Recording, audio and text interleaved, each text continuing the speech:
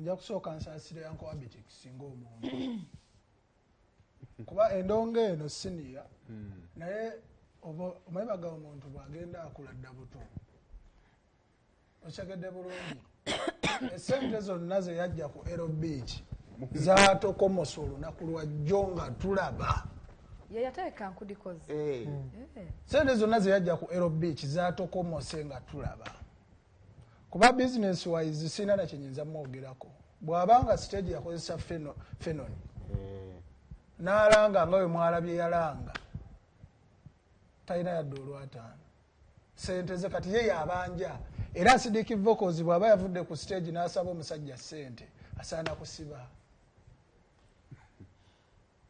era mu sheeno eyankudi festival eyasinza ogifunamu yoyo omuvubuka Sidiki Vocals ne management ye ate era nabo ne basanga akasozi akanene kati kuba kati ensi batunuulidde simanyi oba bo bali ready okugenda mu maaso n'ekyo Uncle Abe kye yasetinze naye nga sente zo tewali sente tewali sente era ne bw'anaagenda ebusoga tezijja vaayo kuba abantu b'ebusoga basasula mutwalo ku mulyango ate bano baali b'e Kenya bano b'e Kenya nabo bavudde busoga nze nasinkanya abakyala babiri ne bagamba Saimu tuva Namutumba abantu 1200 nensanga abakyala babiri baadde bakulu ne bagamba tuva Mbumaana nenzikira ne neeyongerayo nensanga abeega olimba owasoose nalowoozezza oli byaddala kati olimba olina nakifo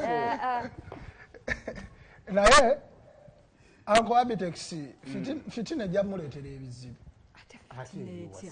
ate kati bo balowooza balina endongo ya fitina alina obuzibu bwe ne Mudra kuva mu kisiibo nti yamuyita ayimbe Mudra n'amuddiza sente n'amuganze simba mu kisiibo kati Mudra bwe yalanga shoye Mudra ye yasooka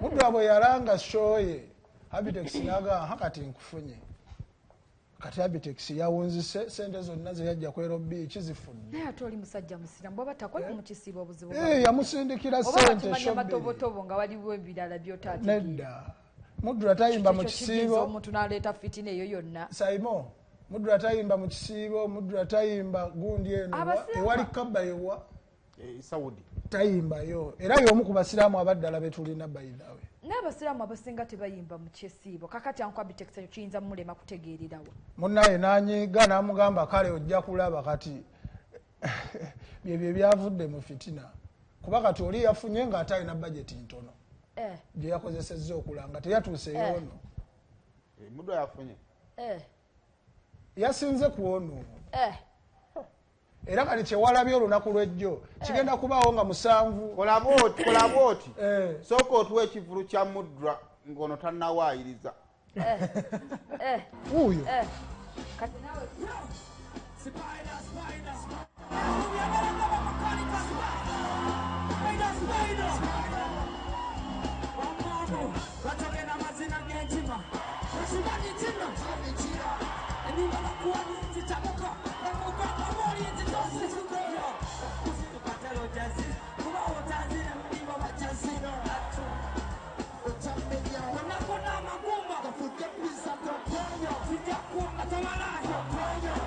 What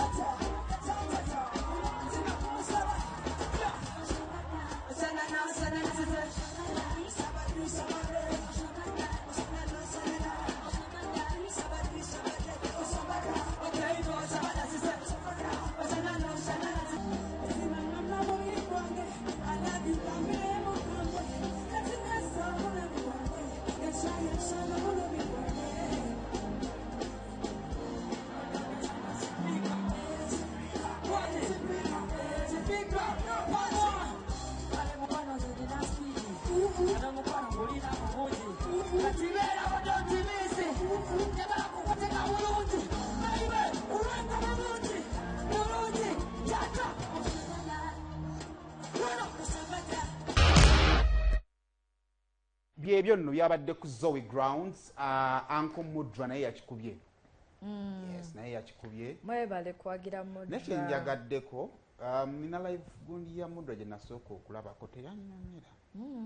Teyanyamira. I think omulimu gwabadde gw'amaanyi nnyo.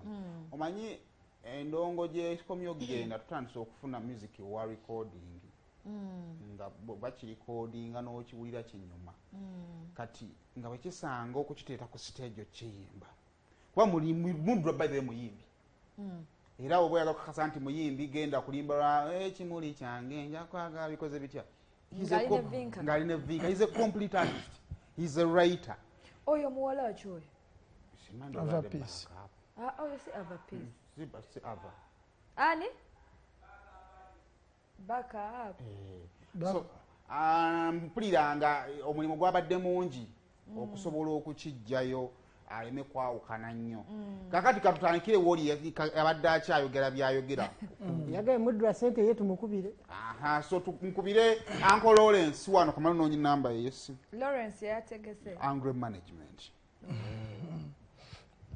Mbadde nkyakugamba nti endongo eno okutereera Babitex balina okujjamu effitini eyo gye baleeta nti munno n'ategeka n'omuteekako otegedde bulungi naye nga singa munno omuleka n'akola weekend eno n'okola weekend n'oyisaawo emu n'okola eddako buli omu asobola okufuna. Olinamu endowooza nti ku Mudra we yakomye okukola yadde asobola okusukkawo singa tetwadde na shop across the road. Yadde asobola okusukkawo okukola kubanga abaana abamu oli be yatutte ono ow'ejjinja bawagizi ba Mudra naye baadde tebalina kyakkola oli bw'aba muwagizi wa Mudra nga musoga aba alina kugenda mundi musoga kati ekyo ne kireetawo ate waliwo ababadde wa Mudra nga baagala n'oli gwe ng'olina kusalawo nga venue bonna beesemberedde waliwo n'abakyukidde ku mulyango aba ayingira mu zoo ground nagane kagende eri wali abantu kagende so kati eyo embeera eyo ezya music industry emabega nedda ntolaba